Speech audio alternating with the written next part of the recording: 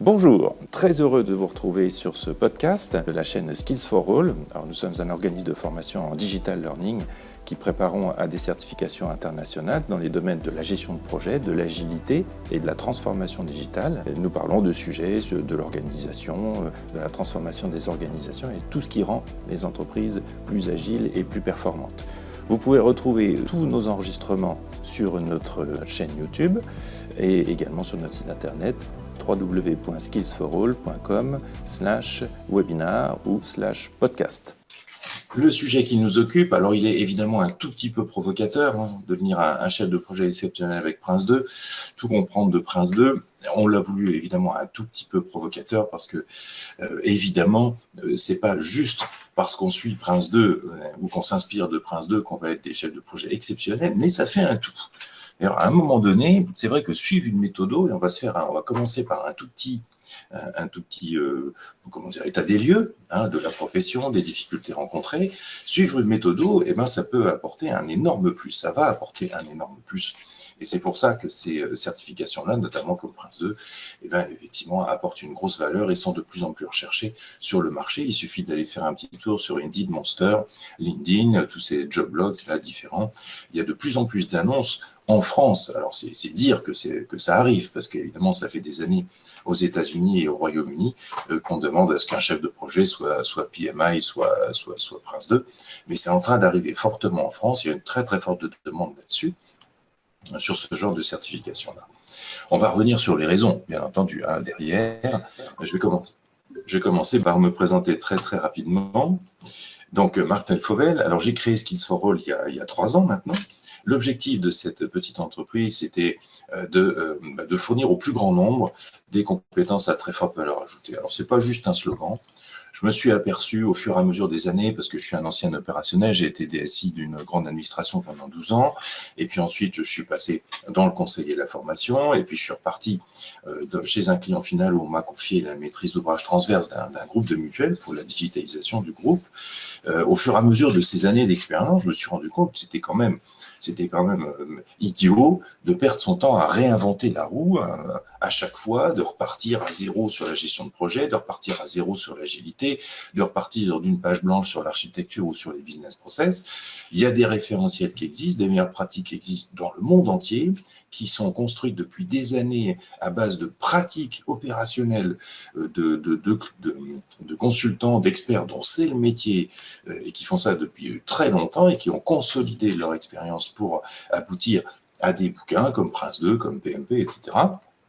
C'est quand même dommage de s'en priver et de repartir d'une page blanche comme on aime beaucoup le faire en France. Mais franchement, quelle perte de temps de réinventer une gestion de projet alors qu'il y a des référentiels qui existent. Et donc, au fur et à mesure de mes fonctions, j'ai mis en place des choses. Alors, la liste à droite, c'est pas pour essayer d'impressionner, on s'en fiche, c'est juste pour dire des profils avec plusieurs certifications, maintenant multi-certifiés, on en rencontre de plus en plus. Et ça, c'est loin d'être idiot, parce qu'une fois qu'on a vu la gestion de projet classique comme l'aborde Prince 2, c'est pas idiot de regarder comment on fait de l'agilité avec Scrum. Une fois qu'on a regardé ces deux trucs-là, on s'aperçoit qu'il y a des petits problèmes pour les articuler. Prince 2 Agile ou Agile PM, par exemple, sont d'excellentes méthodes. Et donc, au fur et à mesure qu'on avance, autant avoir appris quelque chose et l'ajouter sur son CV, c'est-à-dire aller chercher une certification.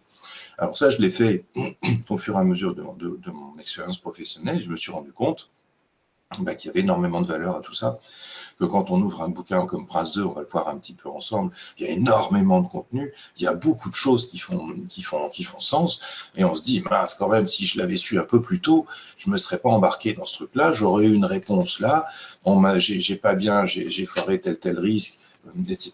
Il y a une gestion des risques qui est comprise dans ce genre de méthode-là, j'aurais mieux fait de m'en inspirer, mais bon, je le savais pas. Donc maintenant, je le sais, et du coup, ça vaut vraiment le coup de s'appuyer sur ces méthodes-là.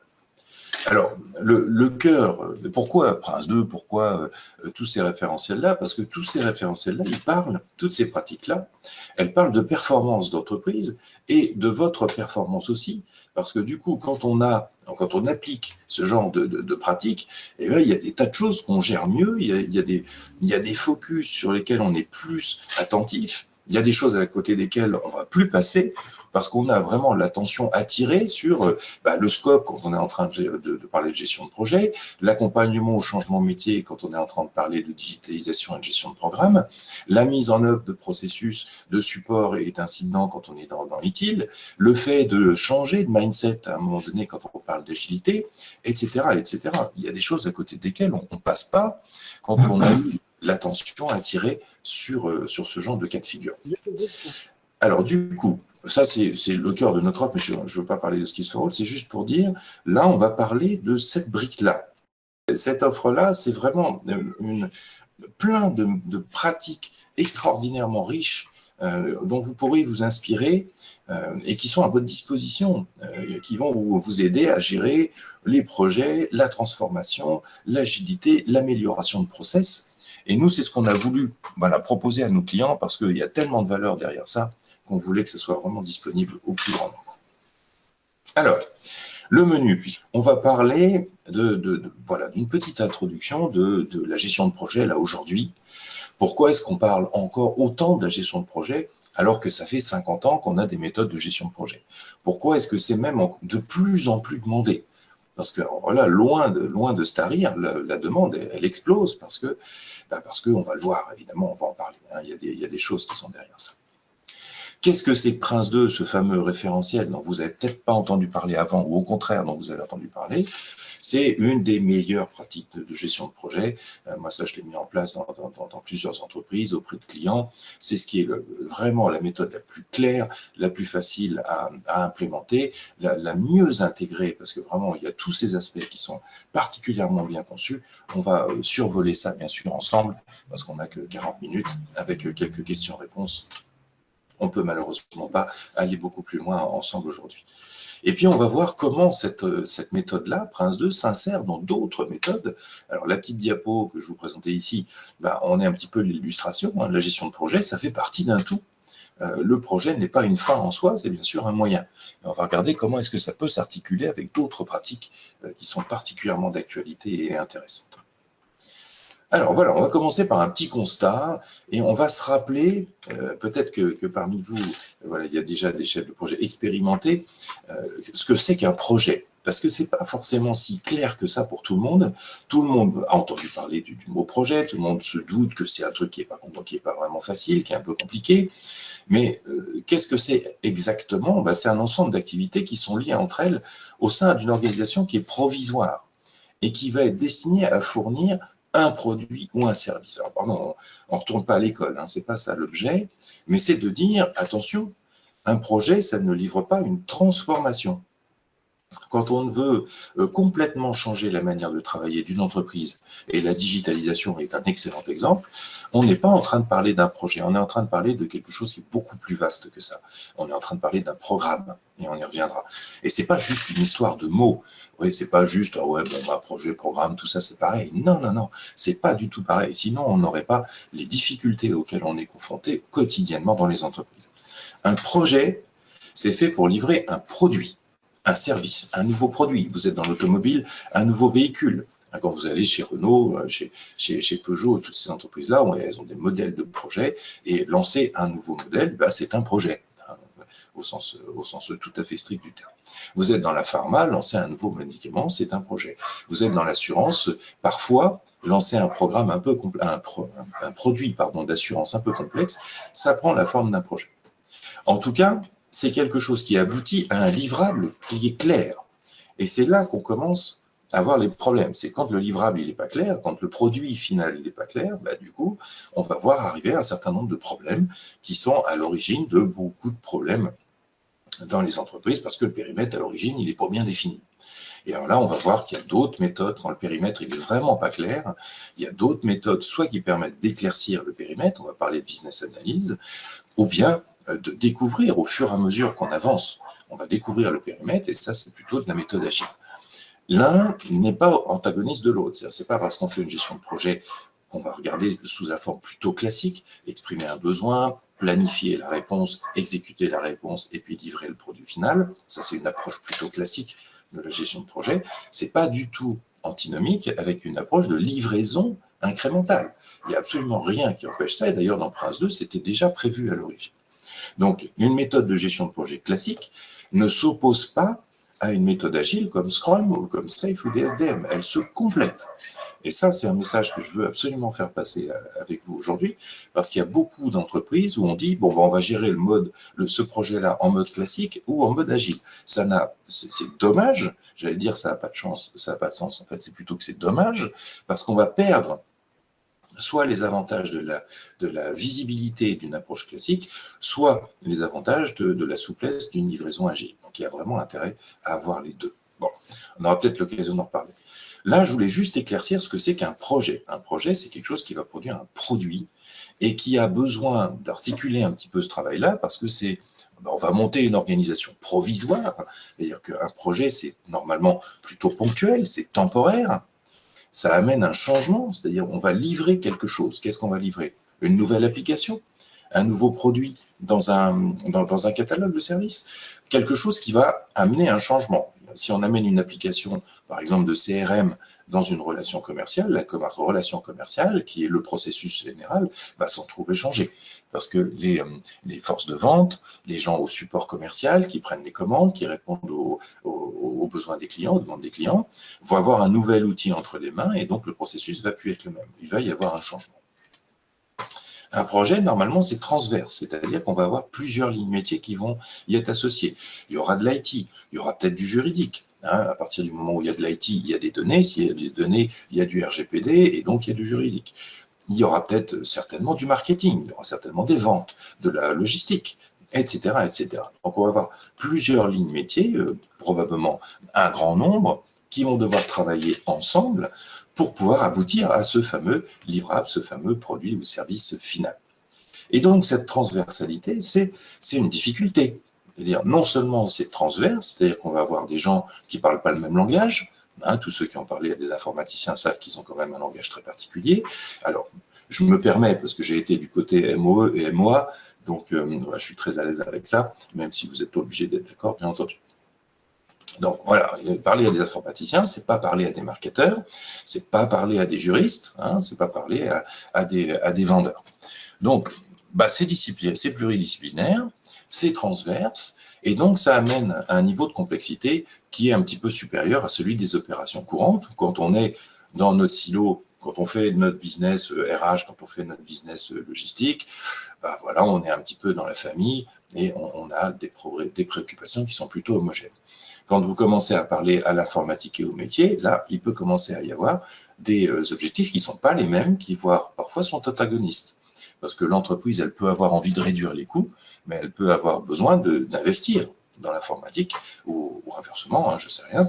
Et du coup, on voit bien qu'il y a des objectifs qui sont différents à travers les différentes lignes métiers. C'est pour ça que la pluridisciplinarité est quelque chose qui complique le mode projet, bien entendu. Normalement, un projet, c'est plutôt unique, parce que si on fait ça de manière vraiment répétitive, on a quand même intérêt à se poser la question de est-ce qu'on n'est pas en train de travailler dans le cadre d'un processus? Ça, c'est le genre de question qu'il faut se poser. Et puis, quand on est dans un projet, on est quand même dans un niveau de risque qui est plus élevé que les opérations courantes, parce que comme on est en train de construire un nouveau produit, un nouveau service, il y a des choses qu'on n'est pas censé complètement maîtriser. Ne serait-ce que le périmètre du produit ou du nouveau service, ce n'est pas forcément quelque chose qui est absolument évident dès le départ. Donc, on peut avoir un petit risque là-dessus. Le fait de lancer des activités pour construire ce produit ou ce nouveau service-là, il y a peut-être des activités dans tout ça qu'on ne maîtrise pas forcément. On va peut-être avoir à développer quelque chose, un module qui se connecte sur notre ERP ou sur autre chose. Et développer un module, c'est peut-être quelque chose qu'on n'a jamais fait avant. Bref, faire un projet, on est dans le build, et donc dans le build, il y a forcément des choses qu'on maîtrise un peu moins que dans le run. C'est normal, sinon ça s'appellerait du run. Donc un projet, c'est différent des activités courantes. Et du coup, il y a un niveau de risque un petit peu plus élevé, ce qui fait qu'il y a besoin de compétences spécifiques pour gérer un projet. Chef de projet, c'est un métier. C'est un métier bien spécifique, avec des compétences bien spécifiques. C'est pas juste parce qu'il y a le mot chef que tout va bien. C'est souvent un petit problème, c'est que quand vous avez des personnes qu'il faut un petit peu motiver, qu'il faut un peu reconnaître et vous n'en avez pas trop les moyens, le nommer chef de projet ou lui confier ce genre de responsabilité-là, c'est aussi une manière de le reconnaître. Sauf que c'est par la même occasion une manière de le mettre un peu en difficulté si cette personne-là n'a pas les compétences qui vont bien. Parce qu'on voit bien que ça amène un changement, c'est temporaire, c'est pluridisciplinaire, c'est unique, c'est un peu plus risqué, c'est compliqué de se lancer comme ça avec le couteau entre les dents et le maillot de bain. Il vaut mieux savoir si l'eau elle est à la bonne température quand même. Et ça veut dire acquérir un certain nombre de compétences. C'est pour ça que dans beaucoup de projets, il y a des difficultés. 70%, ça c'est la situation actuelle. Alors, le but, c'est pas de se flageller. C'est pas de se dire, wow, qu'est-ce qu'on est mauvais, machin, etc. Non, c'est juste une situation qui est complètement indépendante du secteur, que vous soyez dans les assurances, dans les banques, dans l'industrie, dans la pharma, dans l'aéronautique, la voiture, tout ce que vous voulez. Il y a une majeure partie des projets qui sont ni dans les coûts, ni dans les délais, ni dans le périmètre. Alors on est en train de se dire, bon, on a un peu dérapé sur le planning, bon, allez, on va se le dire, et puis le reste, ça a été. Non, on s'est dit, on se dit, on a dérapé sur les trois. Et la fameuse triple contrainte, scope time cost, on a été pas bon sur les trois. Alors, pas bon, ça veut dire quoi? Ça a plein d'origines possibles, on va en passer trois principales. Donc 70% qui sont ni dans les coûts, ni dans les délais, ni dans le périmètre, ça veut dire qu'il y a quand même un peu de marge de manœuvre. Bon. 30% des projets répondent aux besoins des utilisateurs. Ça, c'est quand même, ça rend triste, ça, je veux dire, quand même. On a tous à faire des efforts, on fait des efforts considérables pour arriver à accoucher du machin à la fin, souvent tous un peu fatigués, un peu en vrac à la fin de l'année, parce qu'on aime bien finir les projets à la fin de l'année. Et du coup, on est tous épuisés, on a sorti le truc, on est content, et au final, il n'y a que 30% de tout ça qui répond aux besoins des utilisateurs. Ça fait quand même mal au cœur, parce qu'il y a beaucoup d'efforts qui est fait par plein de gens pour essayer de faire sortir le sujet, et au final, on se rend compte que le sujet, il n'apporte pas les bénéfices. On va voir quelles sont les causes sous-jacentes principales à ça. Et puis, il y a pire, il y a 20%, en gros, des projets qui amènent concrètement des bénéfices. C'est-à-dire, allez, c'est pas très grave, on a dérapé un peu dans tous les sens. Bon, ça répond pas complètement à notre besoin, mais au final, en plus, il n'y a que 20% de tout ça qui finit par donner des bénéfices à l'entreprise. Là, il y a un moment donné, il faut se dire, bon, qu'est-ce qu'on fait pas bien, tous, parce qu'évidemment, c'est pas juste la préoccupation du chef de projet. Le chef de projet, c'est un chef d'orchestre. Si on lui donne à jouer une partition, qui est pourrie, le chef de projet, il va jouer une musique qui va pas ressembler à une musique. Donc, évidemment, il porte pas la responsabilité de tout ça. Il y a quelqu'un qui porte la responsabilité de tout ça, c'est le sponsor. Et au-dessus du sponsor, c'est l'entreprise. Bien entendu, le chef d'orchestre, le chef de projet, c'est un chef d'orchestre. Alors, l'origine des trois principaux problèmes qu'on a vus juste ici sont des chiffres. Alors, je vous ai mis les références à la fin. Ce ne sont pas des chiffres qui sortent de ma baguette magique, j'en ai pas malheureusement. C'est des études qui sortent très régulièrement. Une dernière de 2018, ça n'a pas grand changé depuis 2 mois, depuis 2 ans. 67% des projets ont vu leur périmètre changer en cours de route. Alors évidemment, si le périmètre change, il ne faut pas s'étonner qu'en cours de route, si je vous mets un virage dans la route alors qu'elle était censée être droite, il va bien falloir tourner le volant et donc se poser la question de la direction, de la vitesse, etc., etc. Si le périmètre d'un projet change, c'est évident qu'il va y avoir des conséquences. On va voir quelle est la réponse à ça. La réponse, bien sûr, c'est d'intégrer un petit peu d'agilité. La deuxième cause d'échec de projet, c'est une communication qui n'est pas bien adaptée. Ça, c'est vraiment dommage, parce qu'on sait que 80% du temps de chef de projet, c'est communiquer, c'est être en atelier, c'est résoudre des problèmes, c'est signer des contrats, c'est aller contrôler des choses, c'est vérifier, c'est aider, c'est l'idée, c'est manager, etc. On est dans la communication. Et donc, il y a plein de méthodes de communication qui existent, sur la communication non verbale, sur des postures, sur la communication interpersonnelle, comme DISC, ProcessCom, etc. Il y a plein d'outils qui existent. Tout ça est référencé largement et en connexion avec des pratiques comme Prince2, PMP, etc. C'est dommage de ne pas regarder ça d'un petit peu plus près. Et puis 30% des projets ne prennent pas en compte l'accompagnement au changement.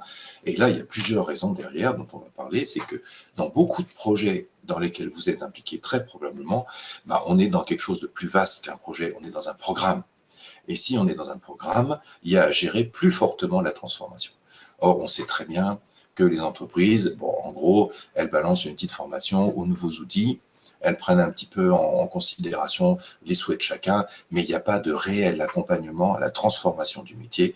Et quand on est dans de la digitalisation, par exemple, quand on est en train de fluidifier très fortement un certain nombre de process, eh ben, il va y avoir du changement métier. Et s'il n'y a pas les moyens qui sont mis là-dedans, eh ben, on aboutit à 30% des projets ne prennent pas en compte l'accompagnement au changement. Les réponses qui sont derrière, en fait, elles sont toutes simples. Pour que le périmètre, ben, bien sûr qu'il va changer. Bien sûr, aujourd'hui, il n'y a plus aucune autoroute qui va tout droit. On n'est plus dans « je vous fais un cahier des charges de 250 pages, on signe avec le tampon et tous les cachets qui vont bien, etc. On file ça à une équipe qui va lire le cahier des charges et qui va vous réaliser le projet. Ça marche plus. Les effets tunnels, par exemple, dans le développement logiciel ou dans tous les autres projet, parce que dans le bâtiment, il y a des retards et des dépassements de budget à chaque coup, c'est parce que le périmètre aussi, il change un petit peu en cours de route.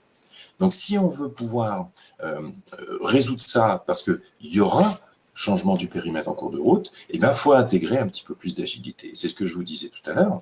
Il n'y a pas d'antinomie du tout, il n'y a pas d'opposition entre gérer un projet d'une manière un peu classique et de le livrer d'une façon un peu incrémentale. Alors, il ne faut surtout pas se priver d'utiliser les deux, on va y revenir. Deuxième cause de problème, la communication inefficace. Ça, c'est trop dommage, parce qu'il faut renforcer simplement le pilotage de projet sous l'angle de la communication. Il y a plein d'outils à votre disposition. Et puis enfin, l'accompagnement au changement, on va en reparler, parce que gérer la transformation, c'est pas gérer un projet, c'est gérer un programme. Alors, si on parle un petit peu de Prince 2, qu'est-ce que c'est que ce truc-là, Prince 2? C'est une super méthode. Pour l'avoir utilisé pendant des années de manière vraiment opérationnelle. Là, c'est pas, je ne suis pas un théoricien. D'ailleurs, ceux qui ont fait Prince 2, ceux qui ont écrit Prince 2 ne sont pas du tout des théoriciens, c'est des praticiens, des chefs de projet, des responsables de projet, des chefs de programme qui ont mis en commun leur expérience et qui ont accouché au fur et à mesure des années. Bien sûr, ça a commencé dans les années 90, d'un bouquin qui est vraiment brillant, qui est vraiment très bien conçu. La méthode, elle est claire, elle est intelligente, elle n'oublie aucun aspect de la gestion de projet. Alors évidemment, ce n'est pas le bouquin que vous amenez sur la plage quand vous vous dorez au soleil. Évidemment, il y a d'autres choses. C'est un peu moins sexy que les lectures qu'on a l'habitude de tremper dans le sable, mais c'est un super bouquin quand même. Ce livre-là, il est vraiment très clair. Qu'est-ce que c'est que la certification qui est associée à Prince 2? Quelques mots rapidement. Alors, vous avez peut-être entendu parler de PMP, qui est une autre certification très reconnue à travers le monde, voire une des plus reconnues. Alors, il n'y a pas Prince 2, c'est pour les nuls, PMP, c'est pour les bons ou inversement. Ça n'existe pas. C'est deux approches qui sont différentes. PMP, c'est plus sur la reconnaissance d'une expérience professionnelle et un état de l'art de tout ce que le chef de projet World Class devrait connaître. Prince 2, c'est plus opérationnel, c'est plus rapidement appréhendable, on peut plus facilement le mettre en œuvre. Jean-Loup, est-ce que vous auriez la grande gentillesse de vous mettre en mute, s'il vous plaît? Parce que je crois qu'on n'entend pas bien sinon. Merci beaucoup. Donc Prince 2, c'est une super certification. Il y a 800 000 personnes qui sont certifiées dans le monde, donc c'est pas anodin. D'accord, c'est une grande population. Merci beaucoup, Jean. Et c'est extrêmement reconnu. Il suffit d'aller maintenant sur Monster, LinkedIn, etc., tous les jobs dont je vous parlais tout à l'heure. Il y a de plus en plus d'annonces de chefs de projet, de PMO, etc., où ils demandent Prince 2. C'est pas encore un prérequis. Il y a plein de pays dans lesquels maintenant c'est un prérequis, c'est-à-dire que vous n'avez pas cette certif-là, on n'ouvre même pas votre CV. Mais c'est en train d'arriver et beaucoup de monde comprend qu'il y a un gros avantage à ça, évidemment. C'est dans la top 15 des certifications les plus recherchées en IT, parce qu'on dispose de statistiques en IT, mais Prince 2 n'est pas du tout uniquement pour les projets IT. Prince 2, c'est prévu pour gérer n'importe quel type de projet. C'est au CPF, donc vous pouvez vous faire financer les formations qui correspondent bien. C'est un QCM de 60 questions qui se fait en ligne. Voilà, ça dure 1 heure, vous n'avez pas de doc, il faut 55% de bonnes réponses, ça se fait bien.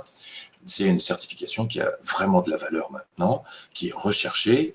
Et bien sûr, ça c'est un aspect des choses, mais c'est surtout le contenu que vous allez pouvoir trouver également dans une formation. Et dans ce bouquin-là, il y a plein de choses dans Prince 2 très intéressantes.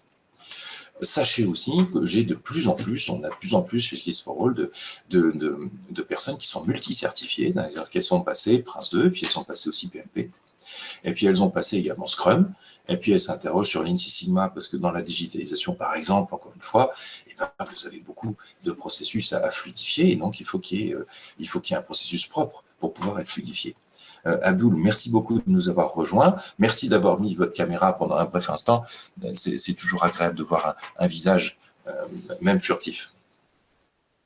Alors, qu'est-ce que c'est que Prince 2 ? Prince 2, c'est donc un livre qui a modélisé comment gérer un projet, et cette méthode-là, elle est utilisée par des milliers d'entreprises. Ça n'est pas du tout une théorie. C'est pas des professeurs tournesols qui se sont réunis un dimanche et qui se sont dit, tiens, qu'est-ce qu'on va faire aujourd'hui?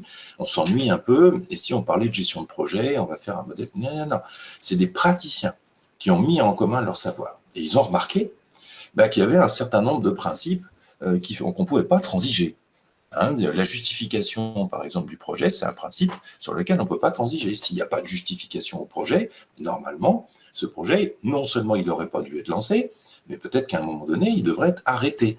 Or, arrêter un projet en cours de route, comme ça, quand on a commencé à mettre de l'argent sur la table, c'est pas toujours simple. Mais plus on prend de retard, moins on se pose la question, plus ça devient compliqué d'arrêter un projet en cours de route, même si parfois tout le monde est d'accord sur le fait qu'il faudrait arrêter ce truc-là, qu'on a déjà suffisamment englouti d'argent là-dedans et qu'on devrait stopper. Mais cette décision-là, elle n'est pas facile à prendre. Plus on la repousse, moins on la prend en compte au fur et à mesure, et bien évidemment, plus ça devient difficile de prendre cette décision-là. En suivant Prince 2, on va se poser très régulièrement la question de la justification de l'affaire. Et donc c'est un principe qui est absolument fondamental dans Prince 2, et si vous suivez la méthodologie, vous allez attirer l'attention de votre management d'une manière beaucoup plus fréquente et beaucoup plus appuyée par cette méthode. Au-delà de ces principes-là, on va les voir très très rapidement, évidemment on n'a pas beaucoup de temps, on a un certain nombre de principes, de thèmes qu'il va falloir aborder et gérer tout le long du projet. Tout le long du projet, vous allez gérer les risques.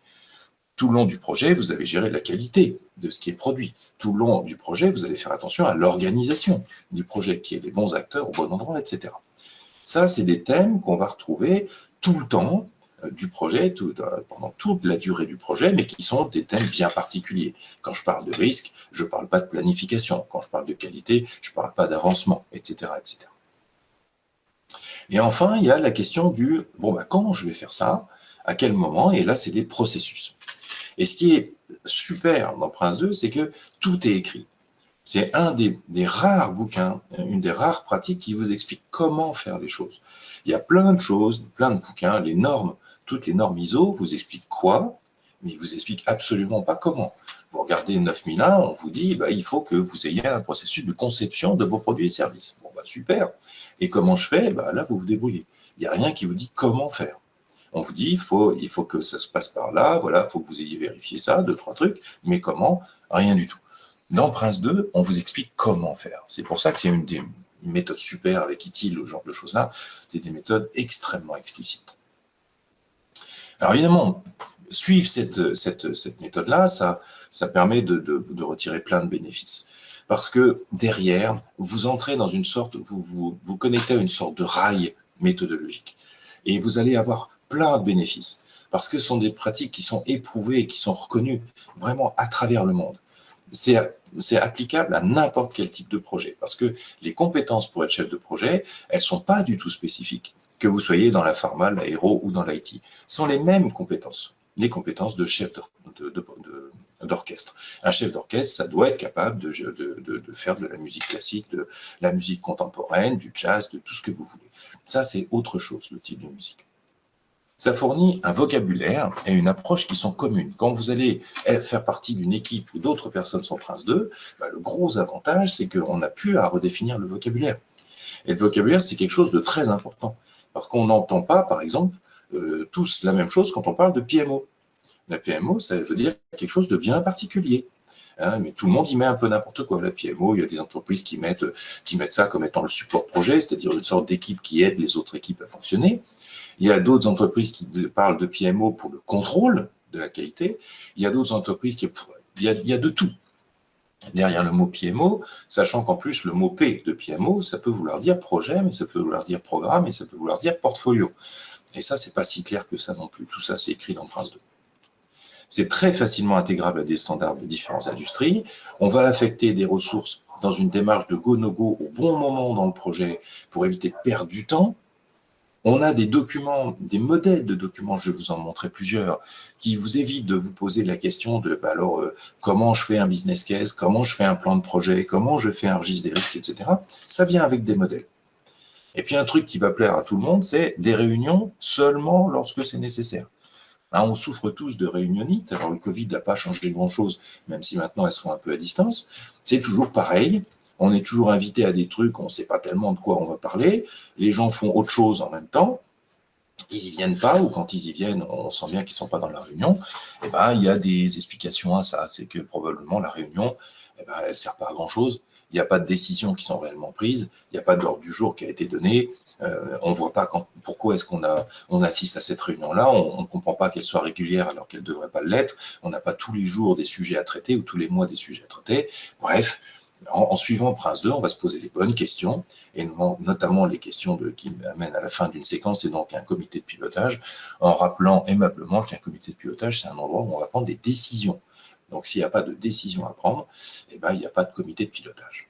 Ça, on pourra y revenir si on a un petit peu de temps. Alors, dans l'édifice Prince 2, la méthode, elle dit, il y a 7 principes qui ne sont pas négociables, quoi. La justification permanente du projet, ça c'est un principe qui n'est pas négociable. Si à un moment donné, on ne sait plus dire pourquoi est-ce qu'on a lancé le projet, ça s'appelle ça la justification, pourquoi est-ce qu'il faut qu'on le continue et pourquoi est-ce qu'il faudrait qu'on l'arrête, et à ce moment-là, à un moment donné, le projet, il n'est plus justifiable. Alors, une fois qu'on a dit ça, il y a des tas d'entreprises qui savent très bien qu'un projet n'est plus justifiable, mais qui continuent quand même. C'est pas en ayant dit, voilà, ce principe-là, il est incontournable, qu'on a résolu le problème. Non, si votre patron, il vous dit, on continue quand même, qu'est-ce qu'il faut faire? Vous continuez quand même, mais ça veut dire qu'il faut pouvoir justifier régulièrement de la dérive, ne serait-ce qu'à votre sponsor, et puis ensuite que le sponsor fasse son travail à lui, c'est-à-dire aille à la direction de l'entreprise et dise, il faudrait arrêter ça. C'est pas au chef de projet de prendre la décision d'arrêter un projet. Le chef de projet, c'est un bras armé, c'est un chef d'orchestre. J'aime pas le dire le terme exécutant parce que c'est pas le terme, mais c'est un exécutant extrêmement qualifié qui a des responsabilités très très lourdes, mais c'est pas le décisionnaire du projet. Je suis sûr que vous comprenez très bien quand je vous dis ça. Le décisionnaire ultime du projet, c'est le sponsor. Donc c'est à lui de prendre cette décision-là. C'est pas au chef de projet. Maintenant, vous allez remonter, le chef de projet remonte l'info à son sponsor. Si le chef de projet ne le fait pas, le sponsor peut parfois ne pas avoir l'info. La prise en compte du retour d'expérience, ça c'est quelque chose de non négociable également dans Prince 2. Un exemple très rapide, la clôture de projet. Tout le monde passe à travers la clôture du projet, c'est-à-dire qu'une fois qu'on est arrivé en vrac à la fin du projet, que tout le monde est sur les dents, fatigué, qu'on a réussi à livrer à peu près un truc qui correspondait, qu'on a un peu explosé le budget, le planning, mais on y est arrivé, il n'y a plus personne pour faire la clôture, c'est-à-dire faire les retours d'expérience, la consolidation des documents, les leçons apprises, etc. Plus personne ne veut s'occuper de ce truc-là. L'entreprise est plus d'accord pour continuer à mettre de l'argent sur le sujet, et puis les gens ont envie de retourner à leur business et passer à autre chose. Donc le REX, en général, ça passe à la trappe. Et donc, le problème, pourquoi ça passe à la trappe? Parce qu'il faut mettre des jours supplémentaires de projet sur le REX de manière à tirer les bénéfices. Ça veut dire que le REX n'a pas été bien préparé. Le REX, ça ne se prépare pas à la fin d'un projet. Les retours d'expérience, ça se prépare tout le temps, tout le long du projet. Et il y a un document qu'il faut absolument mettre en œuvre, c'est le journal des retours d'expérience. Le journal des retours d'expérience, c'est un petit document Excel qui a l'air de rien et dans lequel vous allez consigner les leçons que l'équipe projet a apprises tout au long du projet. Et quand vous aurez à faire un REX, vous n'aurez pas à palucher tous les mails qui ont circulé, les comptes rendus de copie, les coproches, les décisions à droite et de gauche qui parfois n'ont même pas été écrites, etc. Vous n'aurez pas à faire ce travail énorme sans aucune valeur à rajouter. Vous aurez juste à regarder votre journal de retour d'expérience. Et là, un REX, ça se fait en une journée, parce que vous aurez déjà consigné les choses au fur et à mesure. Ça, c'est un des principes extrêmement importants de Prince 2. Les autres, c'est clarifier les rôles et les responsabilités. On va regarder ça rapidement, parce que c'est un des rares référentiels où on explique qui a quelle responsabilité dans une équipe projet. Ça, c'est quand même extraordinaire. Le faire séquence par séquence, manager par exception, c'est-à-dire être précis sur les délégations, toujours se focaliser sur les produits et puis adapter cette méthode-là. Parce qu'évidemment, même si c'est une méthode standard, il faut l'adapter. Ça n'a aucun sens de plaquer le bouquin comme ça sur une équipe projet dans un contexte qui soit forcément spécifique. Alors, au-delà des 7 principes et des 7 process qu'on va voir juste après, on a aussi les 7 thèmes qu'on a vus, vous vous souvenez, sur le camembert, là, qui répondent à des questions bien spécifiques. Ça, c'est important. Si je me pose la question, pourquoi est-ce qu'on lance ce projet, il y a un thème qui s'appelle le cas d'affaires qui répond à cette question-là. Si on se pose la question, mais qui va décider de quoi dans le projet, qui doit reporter à qui prend quelle décision, et bien ça, c'est le thème organisation qui est expliqué en long et en large dans Prince 2. Quand on se pose la question quoi, mais qu'est-ce qu'on est en train de faire, c'est quoi le produit qu'on est en train de livrer, ça, on en parle dans la qualité. Quand on doit répondre à la question, combien ça va coûter, comment on va s'y prendre, combien de jours ça va prendre, quand est-ce qu'on va faire cette activité, là, on est dans les plans. Si on se pose la question, et s'il se passait ça, et si Bernadette, elle était malade parce qu'elle a une santé un peu fragile, et si mon fournisseur, là, me faisait défaut, ça s'appelle gérer des risques. Et si jamais on changeait quelque chose, c'est-à-dire si on ajoutait cette fonctionnalité, quel serait l'impact de ce changement? Voilà, ça s'appelle un changement. Et enfin, la progression qui nous permet de comparer le prévisionnel avec le réalisé. C'est un thème qui va nous être très, très utile tout au long du projet. Ces thèmes-là, ils sont extrêmement documentés. Vous avez des pages et des pages d'explications, de trucs, d'astuces qui vous permettent de mettre en œuvre une gestion de risque, qui vous permettent de mettre en œuvre un plan, des plans, etc., une organisation. Justement, cette organisation, ça c'est vraiment quelque chose que vous trouverez quasiment nulle part. PMP n'explique pas comment est organisée une équipe projet. Il vous dit, il y a un chef de projet, il y a un sponsor, il y a une PMO, etc. Et après, vous vous débrouillez. Là, dans Prince 2, tout est prévu. Tout est prévu à tel point qu'une fois qu'on a défini le comité de pilotage qui doit être constitué de ces trois individus-là, ou grands individus-là, et bien ensuite, dans la méthode, on va dire exactement de quoi est responsable l'exécutif. On va dire exactement de quoi est responsable le fournisseur. Qui doit mettre à jour tel document, puisque vous vous souvenez, on a aussi des modèles de documents, qui doit mettre à jour telle partie du document, qui est responsable de valider ça, qui reporte à qui doit prendre quel type de décision, qui contrôle qui. Ça, c'est expliqué en long et en large et en travers. Vous n'avez plus à vous poser de questions. Et du coup, de rentrer progressivement dans ce cadre-là, ça va vous faire gagner un temps considérable. Vous allez pouvoir bénéficier aussi d'autres trucs et astuces qui sont dans la méthodologie. Enfin, on explique que c'est qu'un copil, une assurance projet, ce que fait le chef de projet, pourquoi il s'appuie sur des chefs d'équipe, ce que fait le support projet qu'on appelle PMO, et l'autorité de changement, etc. Tout ça, c'est expliqué en long, en large et à travers. C'est quasiment unique dans la littérature, ce genre d'explication-là. Ensuite, vous avez des processus. Alors, les process, ils sont très faciles à comprendre. Ce n'est pas comme dans PMP où on en a 49 de processus dans la version 6. Je ne sais pas ce qu'ils sont en train de nous faire dans la version 7, ça va être une grosse surprise. On en a 7. Et vous en connaissez déjà un certain nombre. Vous connaissez la faisabilité, vous connaissez le cadrage, vous connaissez la clôture, et puis vous passez votre temps à gérer de toute façon les itérations, les séquences. Donc, vous connaissez au moins ces 4-là. Après, la direction de projet, c'est le processus du copil, la livraison des produits, c'est celui des chefs d'équipe. C'est vraiment très simple à comprendre, c'est très intelligemment fait. Il suffit juste de les décliner, de prendre des parties de ces processus-là et de ces thèmes-là qui vous vont bien dans votre contexte pour pouvoir mettre en œuvre Prince 2. Alors, ça vient avec des documents modèles, j'en ai mis quelques-uns là pour vous montrer. Ça, c'est un registre des risques, ça vient avec un modèle, avec plein de remarques qui vous expliquent comment le remplir. Un business case, c'est un document Word modifiable, il suffit de le télécharger, vous le remplissez. Il y a des exemples qui vous guident dans le remplissage de ces documents-là. Et ce qui est très intéressant dans ces documents modèles de Prince 2, c'est que vous n'avez jamais à 2 endroits la même information. Ça, c'est super intéressant parce qu'on passe notre temps à faire des copier-coller, à dupliquer des docs pour que ça réponde aux besoins des utilisateurs. Là, vous avez un modèle, un ensemble de modèles de documents qui sont complètement standards. Voilà, ça c'est la liste des documents qui sont standards. On n'est pas obligé de tous les prendre, mais vous allez voir qu'au fur et à mesure, vous allez vous rapprocher de plus en plus des modèles préconisés parce que ça a plein de valeurs. Alors, la deuxième partie, comment est-ce que j'intègre cette méthode-là à d'autres pratiques? Eh bien, c'est très simple, parce qu'en fait, c'est tellement souple, c'est tellement bien conçu que ça, pardon, ça va s'intégrer par exemple très facilement à une méthode de livraison agile. Gérer un projet sous la forme de Prince 2, c'est donner de la visibilité à l'entreprise. C'est quand même développer des plans, parce que c'est pas parce qu'on est agile qu'on n'a pas de plan.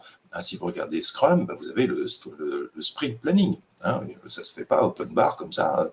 L'agilité, c'est pas de l'agitation, hein, c'est quelque chose de très structuré. Et donc, Prince 2 et Scrum vont très bien ensemble, parce qu'on a des séquences dans Scrum qui peuvent être remplies avec un processus itératif comme Scrum. Donc, ça va très bien ensemble.